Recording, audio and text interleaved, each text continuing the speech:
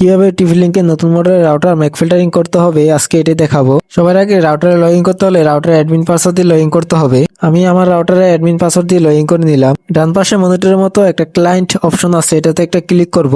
তারপর view deny লিস্টে একটা ক্লিক করব। ডান পাশের প্লাস আইকন এটে একটা ক্লিক করব। তারপর বাম পাশে অ্যাড ম্যানুয়ালিতে একটা ক্লিক করব। তারপর নিচের ঘরে ডিভাইস নেম দেখাচ্ছে, এখানে আমি আমার নামটা বসিয়ে দেব।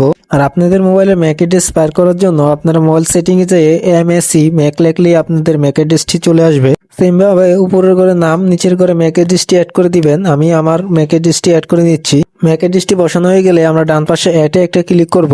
এটা বসানো হয়ে গেলে ডিনাই লিস্ট চেঞ্জ মোডে একটা ক্লিক করব। এই জায়গায় এটা ডিনাই লিস্টে দেওয়া, এটা আমরা অ্যালাউ লিস্টে দিয়ে সেভ করে দেব।